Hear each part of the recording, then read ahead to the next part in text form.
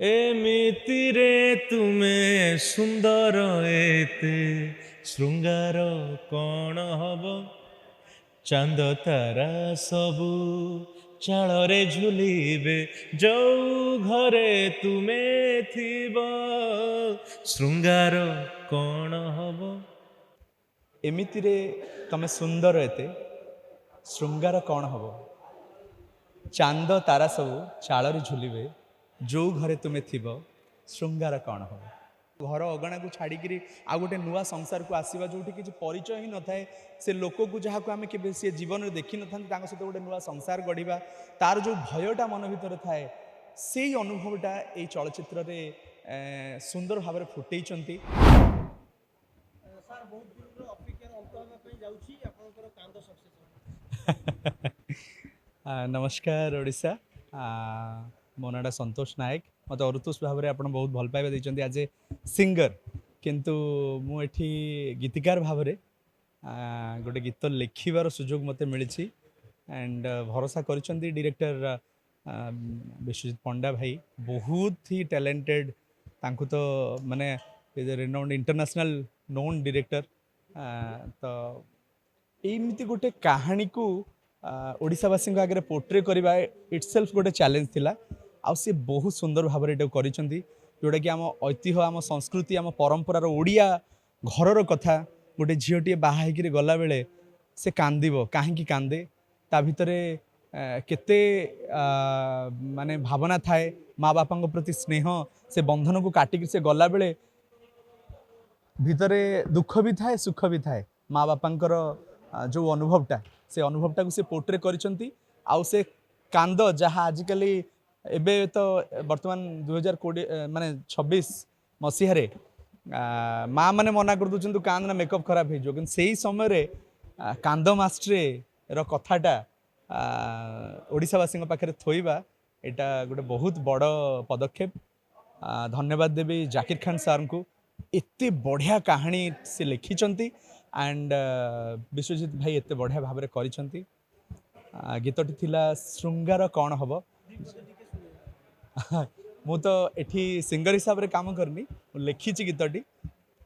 ଏମିତିରେ ତମେ ସୁନ୍ଦର ଏତେ ଶୃଙ୍ଗାର କ'ଣ ହବ ଚାନ୍ଦ ତାରା ସବୁ ଚାଳରେ ଝୁଲିବେ ଯୋଉ ଘରେ ତୁମେ ଥିବ ଶୃଙ୍ଗାର କ'ଣ ହବ। ତ ସୁନ୍ଦର ଭାବରେ ଗାଇଛନ୍ତି ଶାନ୍ତନୁ ନାୟକ। ଆଣ୍ଡ ଓଡ଼ିଶାବାସୀଙ୍କୁ ଅନୁରୋଧ କରିବି, ଆମ କଥା ଦେଖନ୍ତୁ, ତାମିଲ ସାଉଥ ଇଣ୍ଡଷ୍ଟ୍ରି ଆଜି ଯଦି ସାରା ୱାର୍ଲଡରେ ଏତେ ବଡ଼ ଜାଗାରେ ପହଞ୍ଚି ପାରିଛି, ସେଇଟା କେବଳ ତାର କାରଣ ହେଉଛି ସେମାନଙ୍କର ନିଜ ଭାଷା ଆଉ ସଂସ୍କୃତିକୁ ଭଲ ପାଇବା। ତେଣୁ ମୁଁ ସମସ୍ତ ଓଡ଼ିଆଙ୍କୁ ଅନୁରୋଧ କରିବି, ନିଜ ଭାଷା, ନିଜ ସଂସ୍କୃତିକୁ ଭଲ ପାଆନ୍ତୁ। ଆଉ ଆମ ଇତିହାସ କ'ଣ ଥିଲା, ଆମ ପରମ୍ପରା କ'ଣ ଥିଲା, ଏଇ କାନ୍ଦ ମାଷ୍ଟ୍ରେ ମୁଭିକୁ ଆସି ପ୍ରେକ୍ଷାଳୟରେ ଦେଖିକି ଜାଣନ୍ତୁ। ଆଉ ଓଡ଼ିଆ ଇଣ୍ଡଷ୍ଟ୍ରିକୁ ଆଗକୁ ନେବାରେ ଆମକୁ ପ୍ରେରଣା ଦିଅନ୍ତୁ। ନିଶ୍ଚିତ ଭାବରେ ନିହାତି ମନେ ପକାଇବେ ଆମର ପୂର୍ବ ଜେନେରେସନ୍।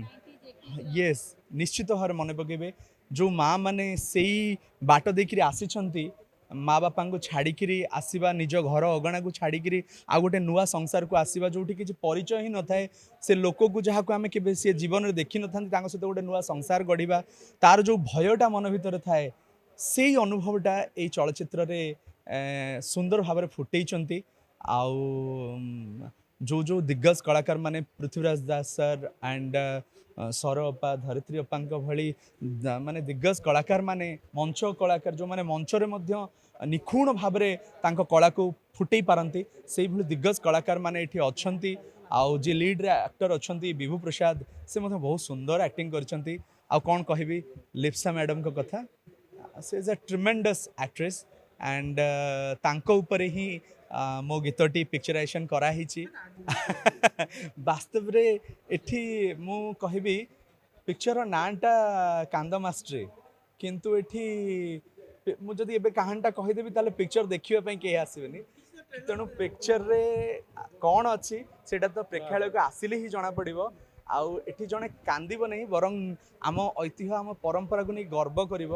ଆଉ ଓଡ଼ିଶାର ଆମର ସେ ଯେଉଁ ମିଠାସଟା, ଯେଉଁ ମଧୁରତାଟା ଥିଲା, ସେ ମଧୁରତାଟାକୁ ନେଇକରି ସେ ଜାଣିବ ଆମ ଓଡ଼ିଆ ସଂସ୍କୃତି ପରମ୍ପରାରେ କ'ଣ ଥିଲା ସେ କାନ୍ଦର ସେ ଲୁହ ପଛର ଖୁସିଟା କ'ଣ ଥିଲା ଗୋଟେ ବାପା ଆଖିରେ ଯେତେବେଳେ ସେ ପୁଣ୍ୟ କନ୍ୟାଦାନ କରୁଥାଏ ଗୋଟେ ଝିଅକୁ ଜଣେ ବାପାର ସେଇଟା ସବୁଠୁ ବଡ଼ ପୁଣ୍ୟ ସବୁଠୁ ବଡ଼ ଗୌରବର ସମୟ ସେ ଯେତେବେଳେ କନ୍ୟାଦାନ କରୁଥାଏ ସେ ନିଜକୁ ସବୁଠୁ ବଡ଼ ଧନୀ ବୋଲି ମଣେ ସେତେବେଳେ ନିଜକୁ ତ ସେଇ ସମୟର କଥାଟା ସେ ଅନୁଭବଟା କ'ଣ ପିକ୍ଚର ଦେଖିଲେ ହିଁ ଜଣାପଡ଼ିବ ତେଣୁ ଆପଣମାନଙ୍କୁ ସମସ୍ତଙ୍କୁ ଅନୁରୋଧ ପିକ୍ଚରଟାକୁ ଆସିକି ପ୍ରେକ୍ଷାଳୟରେ ଦେଖନ୍ତୁ ମୁଁ ଶାନ୍ତନୁ ନାୟକ ଏ ସିନେମାରେ ଗୋଟେ ଗୀତ କମ୍ପୋଜିସନ୍ କରିଛି ଆଉ ଗାଇଛି ମଧ୍ୟ ଶୃଙ୍ଗାର କ'ଣ ହବ ଏମିତିରେ ତୁମେ ସୁନ୍ଦର ଏତେ ଶୃଙ୍ଗାର କ'ଣ ହବ ଚାନ୍ଦ ତାରା ସବୁ ଚାଳରେ ଝୁଲିବେ ଯୋଉ ଘରେ ତୁମେ ଥିବ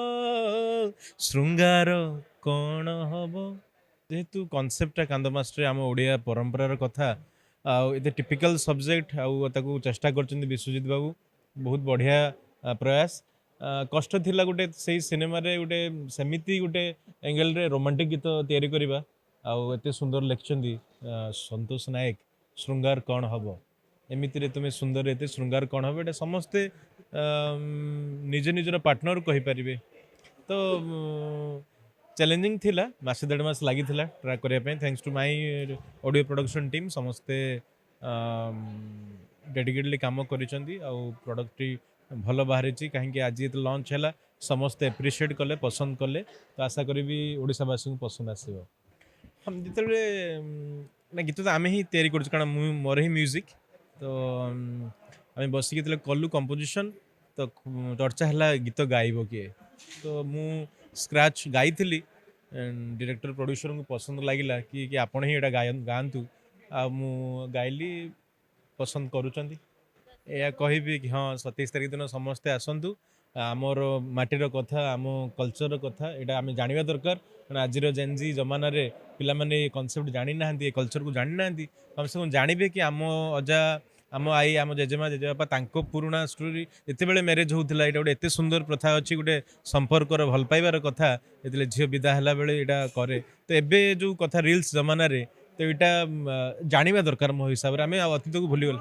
ନିହାତି ଶିକ୍ଷା ଅଛି ସେଇ ଶିକ୍ଷା ଅଛି କିନ୍ତୁ ଯେହେତୁ ସବଜେକ୍ଟଟା କାନ୍ଦ ମାଷ୍ଟର ଉପରେ ଆକ୍ଚୁଆଲି କାହାଣୀ ସେ କାନ୍ଦ ମାଷ୍ଟର ଗୋଟେ ଏଠି ଆର୍ଟିଷ୍ଟର କଥା ଅଛି ତା ସହିତ କାନ୍ଦ ଶିଖେଇଲା ବେଳେ ଯେଉଁ ଆଟମୋସ୍ଫିୟର ହୁଏ ଆଉ ଏଇଟା କାହିଁକି ଶିଖୁଛନ୍ତି ଶିଖିଲେ କ'ଣ ତାର କଥାଟା ସେଇ ଆମ୍ବିଏନ୍ସଟା ଦେଖାଯାଇଛି